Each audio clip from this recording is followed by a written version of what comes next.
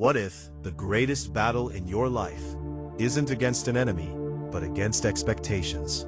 Not what you can do, but what everyone believes you should do. That is the silent struggle of Gohan in Dragon Ball Z. Because Gohan isn't just powerful, he's potential. And when you are seen as potential, the world doesn't ask who you want to be. It tells you who you're supposed to become. From the moment Gohan is introduced, it's clear he is different. Not just because of his strength, but because of his nature. While others around him are driven by the thrill of battle, Gohan is gentle, thoughtful, peaceful. He doesn't seek conflict, he avoids it.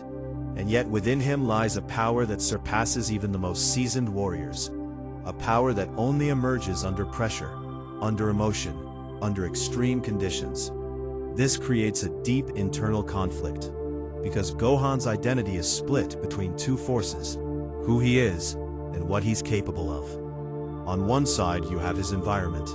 He is the son of Goku, raised in a world where strength is survival, where battles are inevitable, where power is necessary. Trained by warriors like Piccolo, pushed to unlock abilities he doesn't fully understand. Placed in situations where he has no choice but to fight. And on the other side, you have his heart. Gohan doesn't want to be a fighter. He doesn't enjoy hurting others. He doesn't feel fulfilled by victory in battle. What he wants is peace, knowledge, a life beyond constant conflict. And this is where his struggle becomes real, because his desires don't align with his potential. And when your desires don't match your abilities, it creates pressure. Pressure to perform. Pressure to live up to expectations. Pressure to become something you're not sure you want to be. We see this clearly during the moments where Gohan's power explodes. When he's pushed to the edge, when his emotions overwhelm him, he transforms. His strength becomes undeniable, overwhelming, almost uncontrollable. And in those moments, everyone sees it. They see what he could be. But what they don't always see is the cost. Because every time Gohan taps into that power, it's not coming from a place of joy. It's coming from pain, from anger, from fear. And that creates a complicated relationship with his own strength. He doesn't see it as something positive.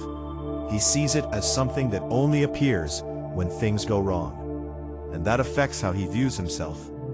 Because when your greatest strength is tied to your most intense emotions, it becomes something you don't fully trust. Something you don't fully want to rely on. This is why as Gohan grows older, we see him move away from fighting. He focuses on his studies. He builds a different identity, one that aligns more with who he feels he truly is. And for many people, this decision is misunderstood. They see it as him wasting his potential, as him stepping away from greatness. But in reality, it's a choice to define himself on his own terms. And that's where the deeper lesson lies. Because potential by itself is not purpose. Just because you can do something doesn't mean you should. Just because others see greatness in you in one area doesn't mean that's where your fulfillment lies. Gohan's journey forces us to confront an uncomfortable truth. Sometimes the path others admire for you is not the path you want for yourself. And choosing differently takes courage. Because when you step away from expectations, you risk judgment. You risk being misunderstood.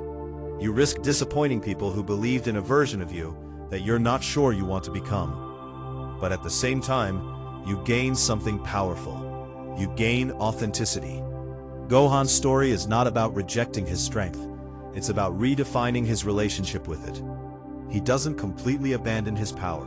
When the situation truly demands it, when the people he loves are in danger, he steps forward. He fights. He protects. He rises to the occasion.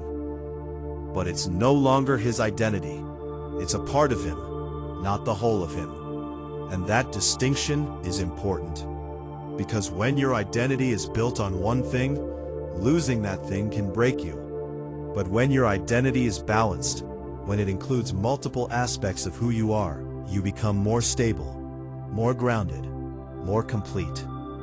Gohan also teaches us about the danger of living through external validation. For a long time, his value is tied to what others expect from him, his father's legacy, his mentor's beliefs, the world's need for a hero. And while those expectations push him to grow, they also create internal tension. Because no matter how much you achieve, if it's not aligned with your own desires, it won't feel fulfilling. And that's a lesson many people struggle with. You can be talented, capable, full of potential, and still feel lost if you're not living in alignment with yourself. Gohan's evolution shows that true fulfillment comes from integration, from finding a way to honor both your abilities and your desires, not choosing one at the expense of the other, but learning how to balance them. He doesn't need to become a full-time warrior to validate his strength, and he doesn't need to reject his power to live a peaceful life. He can exist in both spaces, and that balance is what defines his maturity. There's also something powerful about how Gohan approaches responsibility. When he is needed, he doesn't run. He doesn't ignore the call. He steps up, even if it's not what he prefers, even if it's not where he feels most comfortable. And that shows a different kind of strength. Because strength is not just about doing what you want. It's about doing what's necessary when it matters most. At the end of the day, Gohan's story is not about reaching his full potential in the way others define it. It's about choosing a life that aligns with who he truly is. It's about understanding that your value is not determined by how much of your potential you use, but by how authentically you live. Because the real question is not, what are you capable of? It's what do you choose to do with it? And in that choice is where your true identity is formed.